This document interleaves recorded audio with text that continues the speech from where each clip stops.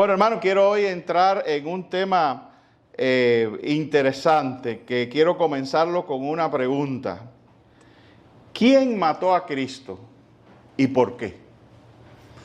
Realmente son dos preguntas. ¿Quién mató a Cristo y por qué?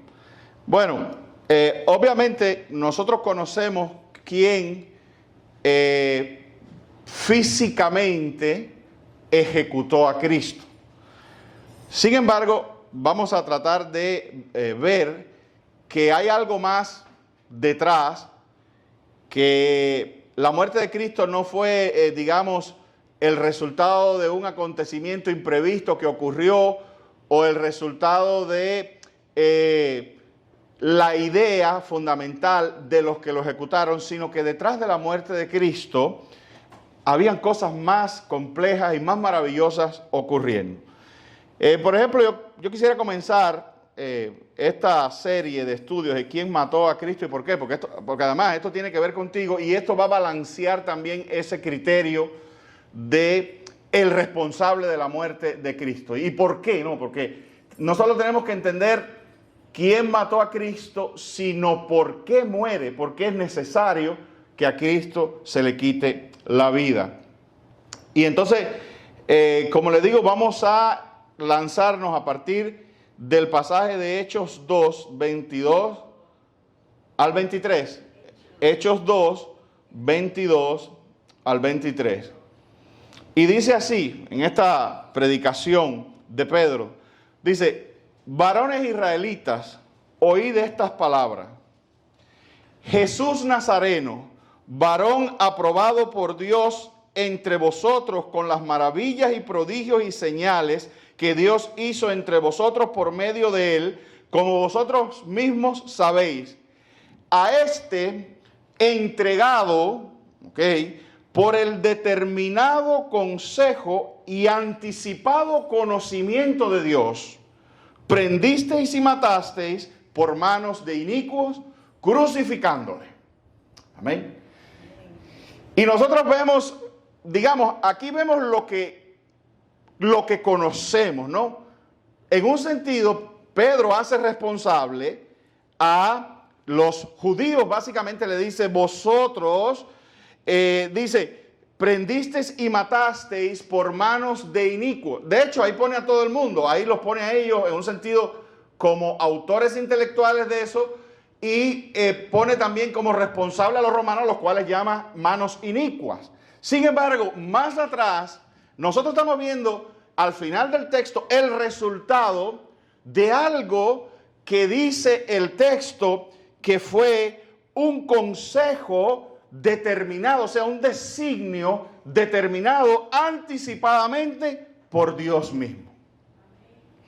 Y nosotros aquí ya entramos de lleno en esta profunda tensión que existe entre los designios de Dios, lo que Dios ha predeterminado y la responsabilidad humana. Amén. La Biblia sostiene, a pesar de que esto presupone una cierta tensión, y te voy a decir por qué es la tensión. La Biblia sostiene que el hombre es responsable, pero la Biblia sostiene también que Dios es soberano y que todo lo que ocurre es voluntad de Dios. Amén. Todo lo que ocurre es voluntad de Dios. No hay ningún evento, no hay ningún suceso, no hay absolutamente nada. Bueno, la Biblia lo pone tan específico como decir que no hay una hoja que caiga, que todo está controlado, que tus cabellos están todos contados, etc. Todo lo que ocurre es soberanamente la voluntad y el designio de Dios, y al mismo tiempo la Biblia establece que el hombre es responsable. Esto es uno de los grandes misterios de la teología, amén, pero es uno de los misterios que la cristiandad históricamente ha sostenido, y que nosotros, confiando y creyendo en que Dios es un ser superior, amén, infinito, todopoderoso, al cual nosotros no nos alcanzarían 100 vidas para comprender, nosotros debemos reafirmar que Dios es soberano, Dios reina, Dios lo controla todo, y al mismo tiempo debemos afirmar que el hombre es responsable. que el hombre es responsable ante Dios. Y entonces nosotros entendemos por la Escritura que Cristo realmente murió debido a un designio, a una decisión anticipada antes de la fundación del mundo de Dios mismo. Dios decidió hacer morir al Mesías. Dios decidió hacer morir a Cristo. Cristo no murió y Dios dijo, ay, ¿qué pasó ahí en Jerusalén? No supe lo que pasó, se me fue de las manos, no estaba en control. Lo mataron en contra de mi voluntad, yo no quería que lo mataron y lo mataron. No, la Biblia dice que Dios, lo dice Pedro, de hecho, una cosa tan compleja, Pedro se la suelta ahí a boquejarro a los judíos. Le dice, a este, que hizo señales entre Dios, dice, a este entregado, o sea, entregado a la muerte, por el determinado consejo y anticipado conocimiento de Dios, prendisteis y mataste por manos de inicuos.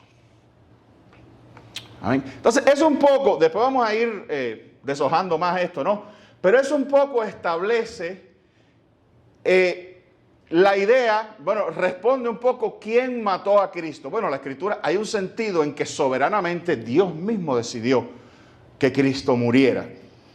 Amén. Amén. Pero eso se efectuó, a pesar de que fue la voluntad de Dios, eso se efectuó, como dice el texto, por manos inicuas que son responsables. Pero pastor, ¿cómo uno es responsable de algo que Dios determinó que sucediera? Esa es esa tensión. La Biblia establece las dos cosas. Nosotros no tenemos una explicación clara para eso. Hay cosas de estas que las entenderemos en el reino de los cielos cuando podamos comprenderlas, pero las dos son una realidad. Nosotros no podemos sacar la muerte de Cristo, la crucifixión de Cristo, no la podemos sacar de la voluntad de Dios. Dios estableció, amén, que el Mesías muriese. Ahora, bien, más o menos, otra vez, esto a modo de introducción, más o menos allí establecemos, como dice la Escritura, que Cristo murió por un decreto, por una determinación, porque era la voluntad de Dios, por un plan divino forjado antes de la fundación del mundo. Ahora, la razón de la muerte de Cristo, o sea, ¿quién mató a Cristo y por qué? ¿Por qué muere Jesús? ¿Por qué Jesús tiene que morir? Para nosotros entender por qué tiene que morir el Mesías y por qué Cristo vino a morir, tenemos que entender algo que hemos explicado aquí hasta la saciedad, la cuestión del pecado. Y la cuestión de la relación de un Dios santo, completamente puro, completamente moral, la relación de Dios con la entrada del pecado, que es algo completamente malo, completamente sucio, completamente no santo, la entrada del pecado a la humanidad. Escuchen esto, el pecado es una inclinación existencial de rebelión y maldad hacia el Creador. Amén. Dios ha creado este mundo, Dios ha establecido el orden de este mundo, Dios ha hecho el diseño de este mundo, Dios ha creado, dice la Escritura. Miren, esto es muy importante, ¿Para qué Dios creó el mundo? Esta es una respuesta de Catecismo 101, porque aquí hay un error grande y esto parece sencillo, pero hay que entenderlo. ¿Para qué Dios creó el mundo? ¿Para el hombre o para sí? Dios creó el mundo para sí. ¿Okay? Dios no creó este mundo para que tú seas feliz. ¿Amén? Pero Tony, ¿y Dios contempló la felicidad mía? Claro, en su perfección, porque Dios al crear el mundo para sí, creó algo perfecto donde todas sus criaturas en Él son felices. Donde todo el mundo en Él entra en una perfecta armonía.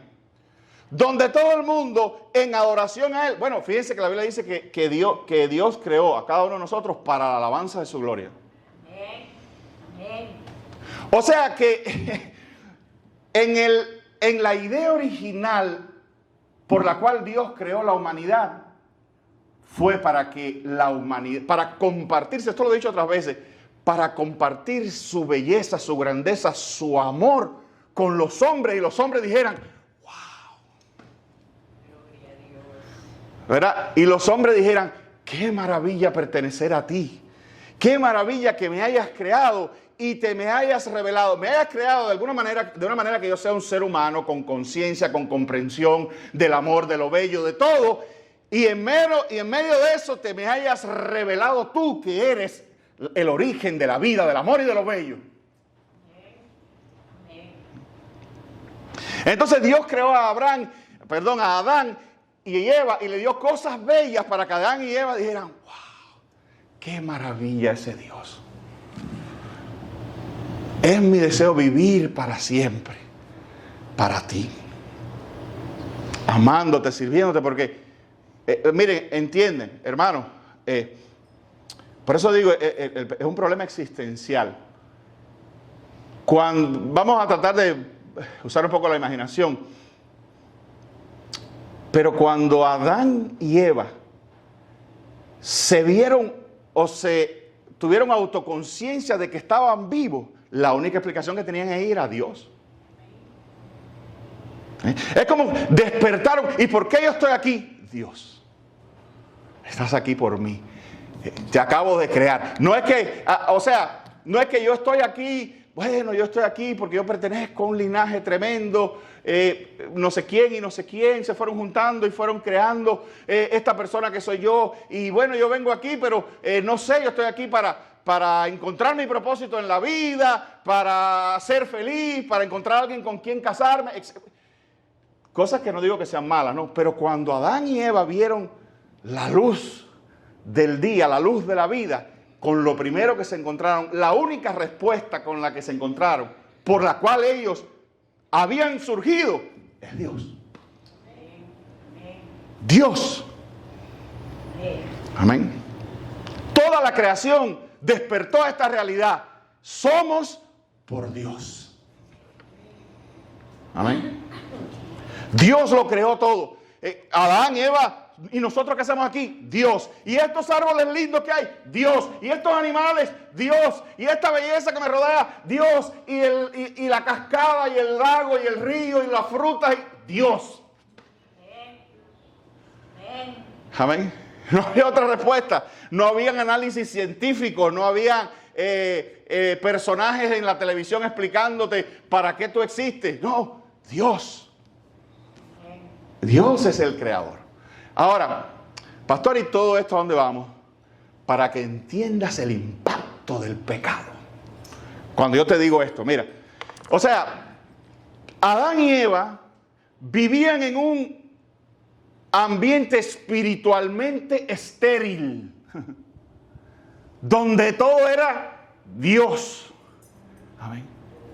Y el pecado fue precisamente una rebelión existencial.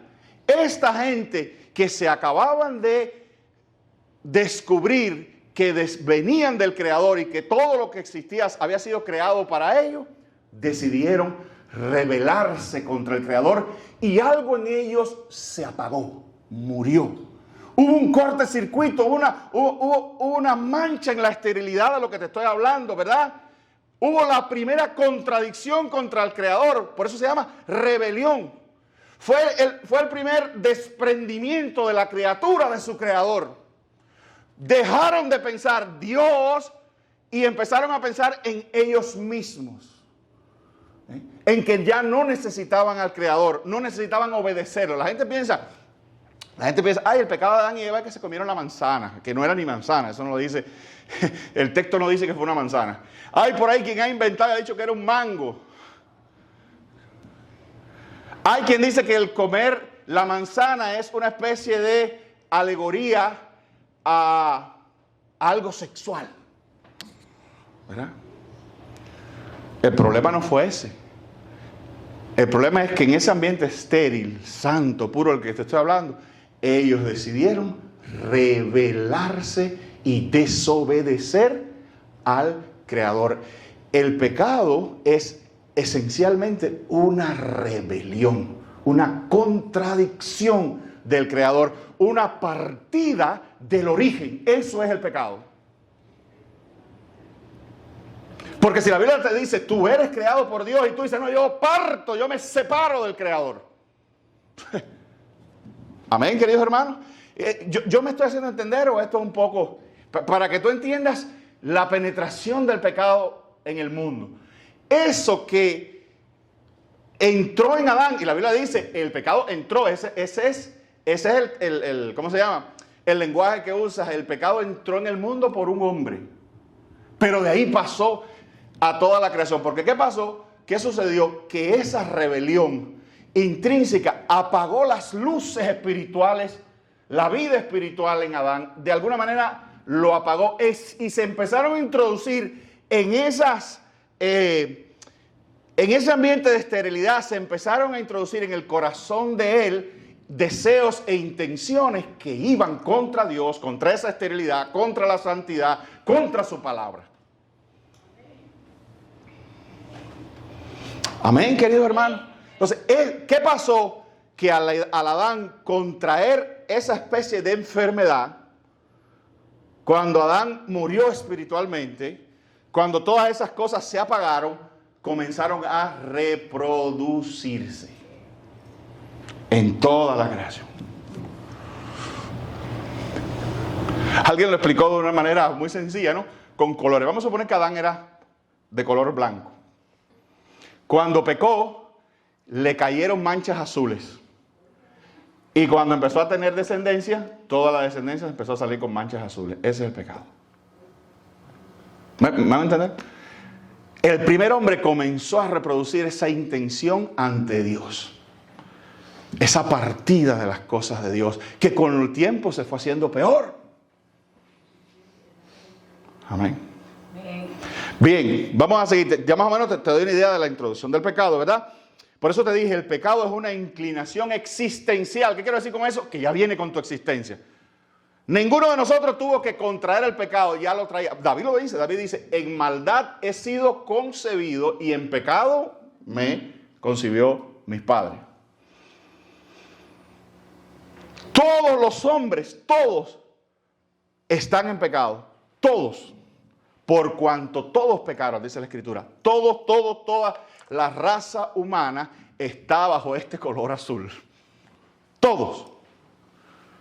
Por eso cada uno de nosotros tiene internamente esa rebelión ante las cosas de Dios, ante lo moral, ante la santidad.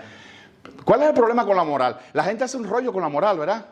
Y dice, ay, la moral, ay, qué moralista, la burla con la moral, que la moral, y no saben que nosotros no inventamos la moral. Yo no me senté un día a inventar moral. La moral es un producto de la santidad de Dios y es un absoluto. Amén. Matar a una persona universalmente es un acto inmoral. Absolutamente dicho por Dios. Y rebelarse contra Dios es probablemente desobedecer a Dios, como digo yo, partir del Creador, separarse del Creador es un acto profundamente inmoral, del cual derivan otras inmoralidades. Por eso la gente dice, no. Tú no entiendes, la moral es lo que un grupo de personas determinados decida que es moral. Entonces tú te puedes reunir y decir, mira, yo creo que es moral tener 3 mujeres. ¿Y quién les puede decir a ellos que no? A ver, si un grupo de personas deciden que es moral tener 3 mujeres o que es moral casarse con una niña de 10 años, ¿quién le puede decir que no? No, nosotros, la sociedad, podemos decirle que no. ¿Y de dónde saco yo mi criterio para decirle que no a ellos? No, porque yo lo decido. No, pero tú lo decides, pero él decide que no. Es tu palabra contra la de él. No, pero eso es inmoral. ¿Quién te enseñó que era inmoral? ¿De dónde viene ese criterio de que comienza entonces? ¿Qué pasa? Que comienza a surgir algo maravilloso. La moral es un absoluto. Es un absoluto. Y aquí lo único absoluto que hay es Dios. ¿Será que la moral es un absoluto porque viene del Creador? ¿Y qué es en sí? ¿Qué tú quieres decir con eso, Tony? Básico, sencillo. Que Dios es quien establece qué es bueno y qué es malo. Punto. Y lo que Dios dice que es malo por toda la eternidad. Y lo que Dios dice que es bueno, es siempre bueno. Amén. Por eso todo lo que Dios hizo, dice que miró y vio que era bueno en gran manera. Amén. Entonces, seguimos. Lo que estaba diciendo, el pecado es una inclinación existencial de rebelión y maldad hacia Dios el Creador. Dios es santo, oye esto, Dios es santo y no tolera, convive, puse entre paréntesis, con el pecado. Dios no tiene nada que ver con el pecado. Eso no pertenece a Él, a su esfera, a su naturaleza, a su carácter. Y Él no puede convivir con eso porque Él es perfecto y bueno. Y el pecado es una cosa imperfecta y mala. Pero el pecado se introdujo. Por tanto, la reacción por naturaleza de Dios es separar el pecado. La reacción por naturaleza de los santos es en un sentido poner en cuarentena el pecado. Por lo menos de Él. Dios no... Escucha esto, hermano. Porque eso... Quizá hoy no vamos a entrar en eso. Pero eso ensalza de manera maravillosa la misericordia de Dios. Porque a pesar de eso que yo te estoy diciendo, Dios cohabita y convive con nosotros. Amén. Entonces, ¿cómo un Dios santo puede llamarme a mí su hijo? Ahí vamos a llegar. Ahí vamos a llegar en el quién mató a Cristo y por qué. ¿Y por qué? Entonces, escucha esto. Por lo tanto, la naturaleza lo separa, Dios por naturaleza, lo separa y lo pone en cuarentena al pecado. Esa es la muerte. Esa es la muerte. La muerte es la separación de Dios, del pecado y de todos sus efectos. No va a haber pecado en el reino de los cielos, ni efectos tampoco. En el reino de los cielos no es de que, fulano cometió un pecado en el infierno y mira, aquí estamos recibiendo el resultado. Eso no va a ocurrir. Jamás. Un buen día, Dios va a concluir y hacer perenne la separación de Él con el pecado. Y lo va a poner por cuarentena eterna, para siempre. Amén, querido hermano. Este micrófono ya no da más. Bien. Pero el pecado tiene otras cosas. Escúchame, no, déjame desarrollar. Hay implicaciones tremendas. Porque imagínate, piensa esto por un momento. Si Dios te creó y Él es quien, no solo te creó, Él es quien te sostiene, Él sostiene todo porque como tú has visto, Dios ha hecho un mundo que no tiene la capacidad de autosostenerse. No hay una energía por ahí funcionando, una planta encendida en el fondo de la tierra, dándole energía a todos nosotros y a todo lo que pasa. Y teniendo los planetas en sus lugares y el universo en tremendo orden y los asteroides por aquí, los cometas por allá. No hay nada. ¿Quién sostiene eso? Dios. Amén. Dios nos sostiene a nosotros. Amén. Dios sostiene la vida. Porque ahora te voy a decir una cosa. Vida. ¿Qué es la vida? Es un poco misterioso qué es la vida, ¿no verdad? Yo la tengo, pero no es mía. Mis padres la tuvieron, pero no es ni siquiera de ellos. Si la vida se corta, ya no puedes seguir. Entonces, la vida es como algo que nos dieron, funciona, pero no es nuestro. Nos hace funcionar, pero no es nuestro. Entonces, mira dónde te quiero llevar a esta reflexión. Si Dios es la fuente que lo sostiene todo, pues no creo que sea muy bueno estar separado de Él. Amén. La separación de la fuente de vida. Mira lo que dice Colosenses 1:17. Colosenses 1:17 dice: y Él es antes de todas las cosas, y todas las cosas en Él subsisten. Ahora, yo quiero que tú vayas haciendo toda esa comparación. si todas las cosas, todo en Él subsiste, pues mejor es estar con Él que separado de Él. Porque si la energía eléctrica subsiste porque la iglesia está conectada a la fuente de la ciudad de la electricidad, pues más nos vale estar conectados, ¿verdad? Entonces, si todas las cosas, y estamos hablando de cosas más grandes que energía eléctrica, por ejemplo, te acabo de decir, la vida. Es un deservicio, una locura y una demencia del ser humano alejarse de Dios. Por eso dice la Biblia, dice el necio en su corazón no hay Dios. Es una necedad. Es desconectarse de la vida, es desconectarse de aquel en el cual todas las cosas subsisten. Entonces, ¿por qué estoy hablando de todas estas cosas? Para que vayas entendiendo el impacto del pecado. Porque el pecado produce una intención extrañísima, rarísima, malvada en el ser humano de alejarse de aquel en el cual todas las cosas subsisten. El pecado es una lejanía de la provisión de vida, de subsistencia que emana de Dios mismo. Amén. Amén. Mira lo que dice Juan 1:4. Juan 1:4 dice, en Él estaba la vida, y la vida era la luz de los hombres. Escucha, en Él estaba la vida, y la vida es la luz de los hombres.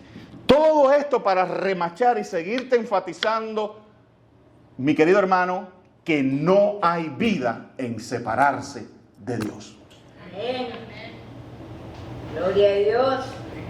Entonces, ¿qué hace el pecado? Es muerte. Es muerte. Es apagamiento, falta de oscuridad. Es todo lo que existencialmente es malo para el ser humano. Viene como consecuencia de separarse de Dios. Mira, escucha esto. Separado de Dios, el hombre está a merced de lo natural, lo temporal, lo perecedero y la maldición. Amén. Separado de Dios, el hombre está a merced de lo natural. Todo lo que tiene es esto que hay aquí. No hay esperanza, no hay trascendencia, no. Él está a merced de lo que pase aquí, de lo natural. Nada está controlando su vida, nada está interviniendo en su vida, nada, absolutamente nada. Nadie lo protege, nadie está por encima, nada. Él está a merced de lo natural, del trueno que cae, de la descomposición, del microbio, de la muerte, de todo lo que este mundo le puede dar, que como ustedes saben, va hasta un punto, puede darte alguna felicidad, pero en sentido general, todo el que ha nacido y vive y existe en este universo, va en decadencia. Si el que está separado de Dios, pues eso es todo lo que tiene. Lo natural. Entonces, si tú no crees en Dios, no hables de lo espiritual. Pues eso no es para ti. Tú decidiste separarte de aquel que habita lo natural y lo espiritual. Entonces tú te quedaste solo en un nivel, en el de aquí abajo. A expensa, no creas que Dios te dé cosas, no, pues tú escogiste lo natural, tú estás separado de eso. Entonces lo tuyo es lo natural. Por eso la gente adora las matas, los animales, el hombre, eso es todo lo que tiene, todo lo natural. ¿Me hago entender qué digo? Eso es todo lo que tienes. Estás a merced de lo natural, de lo temporal. Estás a merced de los años que el azar y la naturaleza, ya que tú no crees en Dios, te dé. Tu vida se circunscribe a existir, sobrevivir 70, 80 años y luego más nada. No, pastor, yo tengo esperanza que cuando yo muera... ¿Por qué razón? Si tú no crees en lo natural, tú estás separado de lo espiritual, que digo. Tú te has separado de lo eterno y como te separaste de lo eterno, pues lo que te queda, ¿qué cosa es? Lo temporal. Eso es lo que el mundo tiene, hermano. Ellos no lo saben, pero eso es lo perecedero y la maldición. ¿Qué esperanza tú tienes de ver a alguien que tú quieres que ha muerto? Ninguna, porque pereció. Y tú y el del mundo decidió esperar solo y creer solo en lo perecedero. Pues la triste razón es que aquí, la triste realidad es que aquí todo está pereciendo. Pues luego que perezca, no hay más nada. No hay esperanza. Amén, queridos hermanos. Amén.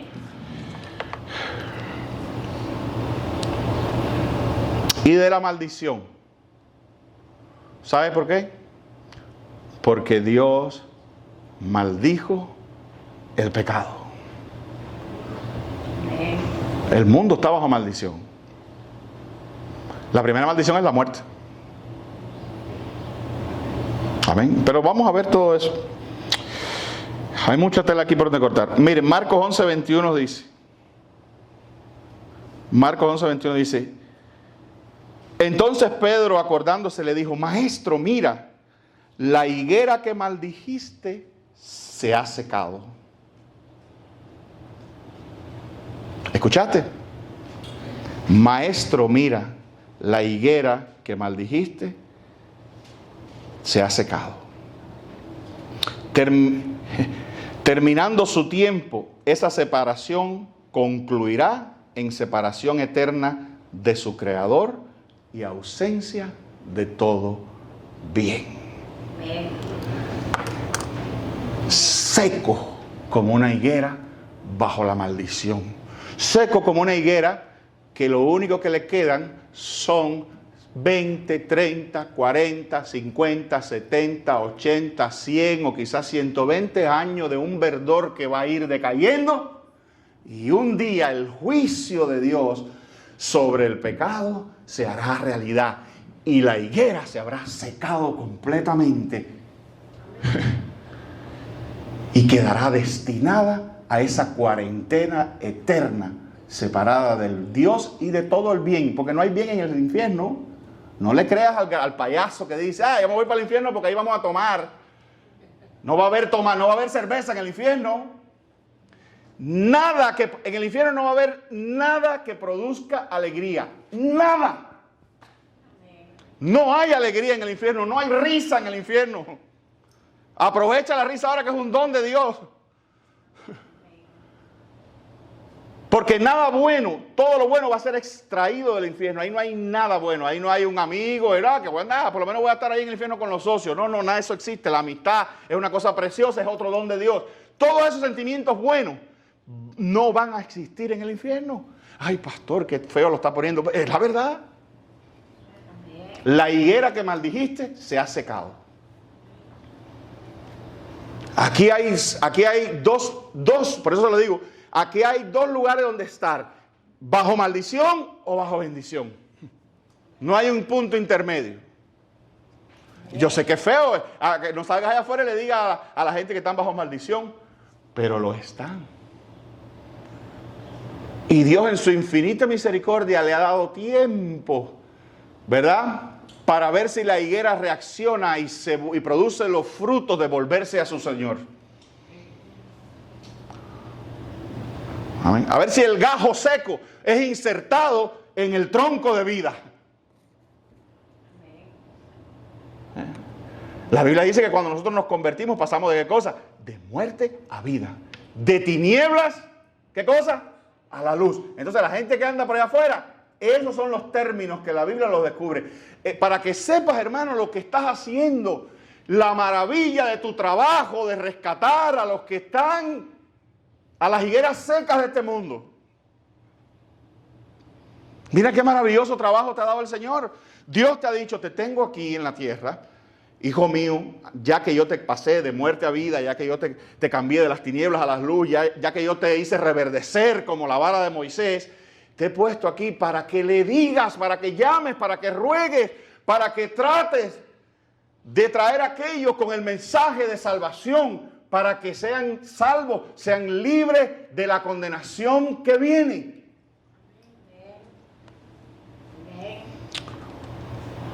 Amén, hermano. Amén. ¿Qué trabajo más precioso tú tienes? Tú de verdad eres un bombero. Tú de verdad eres un first responder. Lo que pasa es que eso no se ve. A mí me gustan mucho las series esas de... Hay unas series que nosotros las vemos, son como 3, Chicago Fire, Chicago Med y Chicago PD. Qué heroico es cuando los bomberos entran a un edificio en llamas y salen con una niña en brazos, ¿verdad? Y uno se le pone, como dicen, la piel de gallina, y tú no te ves así. Amén. Lo triste es que ese bombero salva a esa niña o a ese niño, pero si ese niño o esa niña después no se encuentra con Cristo, un día va a entrar a una casa de fuego donde no va a haber quien lo saque. Pero tú sí lo puedes sacar. Tú eres el verdadero bombero, el verdadero firefighter. Tú combates el fuego del infierno y arrebatas y sacas las víctimas de allí. ¿Y a dónde los traes? A la eternidad en Cristo Jesús. ¿Cuál es tu equipamiento para entrar? El Evangelio. Amén. La palabra de verdad. ¿Cuál es tu fuerza y tu poder? El Espíritu Santo. La unción del Espíritu Santo que va contigo y te da la fuerza para predicar, para levantar, para cargar en peso las víctimas del pecado y sacarlas a los delicados pastos de Cristo Jesús, de Dios mismo. Amén. Amén, queridos hermanos. ¿Me hago entender, verdad? Gloria a Dios. Entonces tú eres el verdadero bombero. Porque Dios ha establecido, esto lo voy a dejar para después, pero déjame darte una, bueno, ya tú viste que Dios determinó la muerte de Cristo. ¿Por qué? Bueno, por el pecado. ¿Y qué más pasa con el pecado, querido hermano, pastor? Dios ha establecido que el castigo del pecado sea esa separación, sea la muerte. Dios ha establecido, precisamente como Él no puede, te lo acabo de decir, como por naturaleza Él no puede convivir con el pecado y el pecado se ha metido en el ser humano que Él creó, pues el juez justo, en una justicia perfecta, ha determinado que la paga del pecado sea la muerte y la separación eterna de Él. Amén. Entonces, cuando surgió el pecado, ¿qué hizo Dios? Lo juzgó, lo condenó y dijo, no quiero eso cerca de mí. Y no quiero la gente que lo haya apropiado y lo ha hecho como suyo cerca de mí.